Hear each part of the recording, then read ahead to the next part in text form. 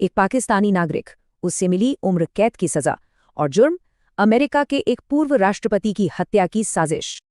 तो ये आदमी था कौन? इसका नाम था आसिफ मर्चेंट, पाकिस्तान के कराची का रहने वाला। कराची में बैंकर था, लेकिन जब बिजनेस के लिए ईरान गया तो उसकी जिंदगी ही बदल गई।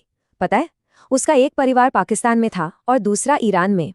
कासिम सुलेमानी की मौत के बाद उसकी ईरान समर्थक पोस्ट्स काफी उग्र हो गईं।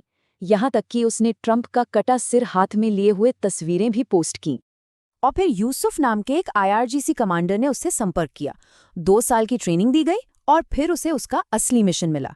साल 2022 वो कपड़ों के बिजनेस के बहाने अमेरिका पहुंच गया। ये बिजनेस उसकी असलियत पर पर्दा डालने का एक जरिया था। उसके कपड़ों के कारोबार की भाषा में एक खौफनाक मकसद छिपा था। उसे मिलवाया गया नदीम से, जिसे एक माफिया कॉन्टैक्ट बताया गया। नदीम ने उसे 3 हाई प्रोफाइल टारगेट्स की एक लिस्ट थमा दी और उसे कहा गया कि वो इस लिस्ट में से किसी एक को चुन ले। पहली पेमेंट तंजानिया में मर्चेंट के कजन को भेज भी दी गई। मर्चेंट मान गया और उसने चुना डोनाल्ड ट्रंप को। मगर मर्चेंट को बिल्कुल अंदाजा नहीं था कि वो असल में किससे बात कर रहा है। असल में FBI को इस साजिश के बारे में पहले से ही पता था। जब केस कोर्ट में पहुंचा तो उसके इरादों पर सवाल उठने लगे। उसके वकीलों का कहना था कि उसने ये सब अपने परिवार के डर से किया, लेकिन प्रोसिक्यूशन ने कहा कि वो अपनी मर्जी से इस साजिश का हिस्सा था।